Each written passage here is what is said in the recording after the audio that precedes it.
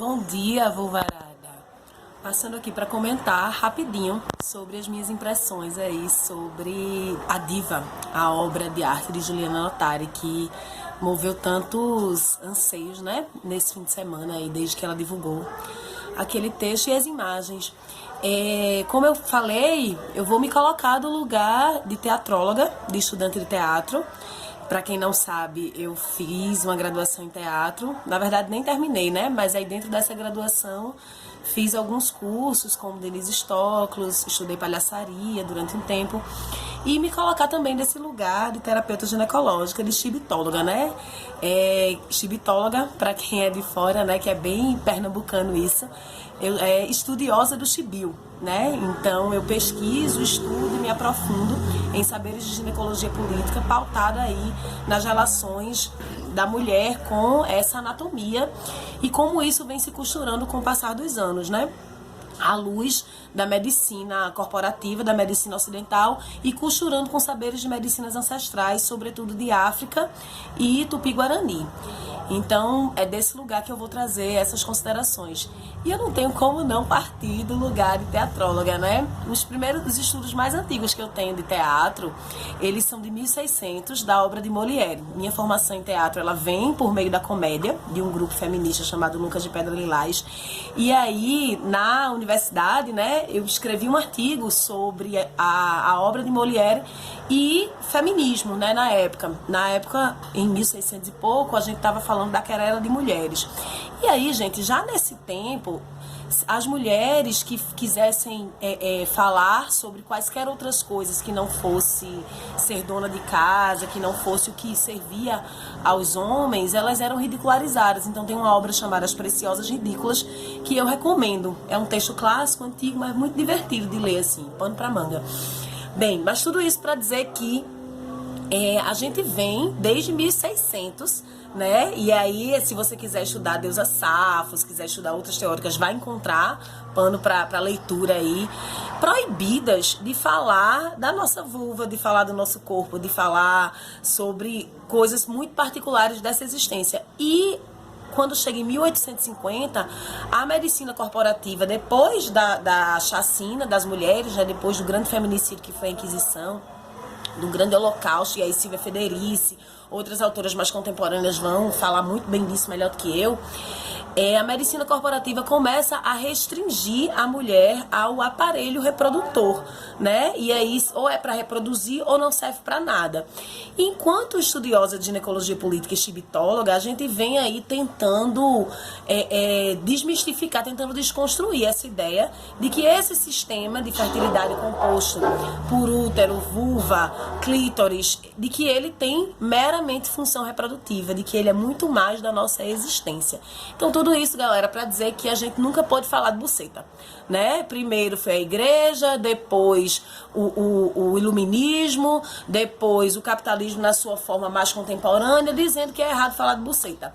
E aí vem essa obra de arte vulva, né? Num lugar como Pernambuco, numa terra de mulheres que é pesqueira, que é a terra da renda renascença, onde as mulheres se encontravam para tecer renda, isso num lugar de acumulação primitiva, que é outra pauta que essa obra de arte traz pra gente debater. E aí vem Juliana Notari e traz aí esse grande bucetão impresso na terra, né, cavado na terra, como uma forma de mostrar essas violências e essas feridas internas. E ela coloca essa buceta menstruada. Gente, para que serve a arte, né? Se não para provocar. E aí esses dias eu publiquei um stories de outra colega que fala como essa obra de arte foi provocadora. E isso me remeteu também àquela peça na qual uma mulher trans representa Jesus e que também buliversou muita coisa e houve toda uma condenação e tal. E aí, dentro desse debate, a gente falou sobre racismo, sobre mão de obra explorada na construção dessa obra de arte. E eu achei muito foda que uma obra de arte tenha trazido tudo isso, porque a gente nunca discute o racismo e a exploração da mão de obra no garimpo, na construção civil, nas grandes empresas imobiliárias, a gente nunca discute. Mas aí basta aparecer uma racha para falar de buceta que a gente começa a discutir e alguns setores mais conservadores querer bombardear essa obra de arte ou a artista acusando de violência contra a terra. Honestamente, para mim isso não faz o menor sentido, tá? Eu acho que toda produção intelectual, artística, ela vai ser carregada de contradições, e eu acho que Juliana Notari, ela não vai ficar isenta a isso, como nenhum outro artista, como eu não fico, como várias outras de nós não ficamos. E a gente está em constante desconstrução. Então a obra de arte para mim é maravilhosa, maravilhosa. Eu quero dizer que em 2020 é possível sim a gente falar de buceta, e eu vou continuar dizendo que a minha buceta é maravilhosa, porque eu fui silenciada durante muito tempo. Eu sou terapeuta ginecológica e eu cuido de mulheres silenciadas nas suas existências materiais, que é o corpo. Gente do céu, né? E a gente tem aí inúmeras categorias de mulheres, a gente tem feminismos com silenciamentos corporais, e é o momento da gente poder falar disso. Então eu quero parabenizar Juliana, né? Quero dizer que é muito bom todo esse debate acerca de racismo. Imagina, minha gente, dentro de um debate de gênero, como não foi a construção dessa buceta grande, sabe? Os homens que estavam ali, quem morou no interior sabe o que é que permeia o imaginário quando se fala de vulva, quando se fala de buceta, né? É chacota, é tiração de onda, né? Eu morei no interior chamado Pedra Tapada, que é um sítiozinho, e é tudo muito carregado aí desse imaginário misógino, né? Então, assim, não vamos responder com misoginia. A gente já está em 2021. Vamos deixar isso lá para 1600, em Molière, que aquela comédia satirizava isso, né? Eu acho que a gente precisa ter aí nessa obra de arte, e aí tem todo um comparativo, né? Aqui em Recife a gente tem a rola de Brenan e não pode ter a buceta da diva, né? Mas eu acho que a discussão nem é essa, sabe? De competir, se tem monumento de rola, se não tem. Eu acho que tem uma discussão de falocentrismo, né? Se vocês pegarem as críticas de arte da época que Brenan construiu a pica lá no Marco Zero, vocês vão entender do que é que eu tô falando, né?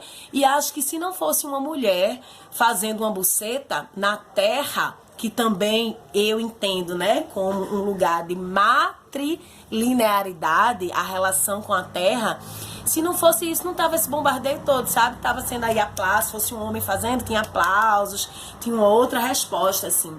Então, acho que é muito importante a gente poder falar de buceta hoje em dia, sabe? A gente foi muito silenciado ao longo dos anos, né? Poder falar que buceta menstrua e que não tem nada errado disso, e que a gente tá em tempos de feminicídio, né? Uma juíza foi assassinada agora há pouco, foi assassinada porque é mulher, porque tem buceta, porque se negou a determinadas coisas. E você ter uma obra de arte dessa proporção coloca pra gente como essa pauta urge, né? Eu entendo que tudo que a arte, ela traz essa efervescência social, essa ebulição das nossas contradições mesmo, e é para isso que a gente tá aqui. Então esse é um pouco do que eu queria trazer, tá? Eu não pretendo responder nenhuma questão, eu quero provocar mais, eu sou uma pirotécnica, eu quero botar fogo na lenha, né? Vamos conversar, vamos continuar debatendo, que a arte existe para isso. Massa, cola, que é sucesso. Foi um videozão, né? Beijo.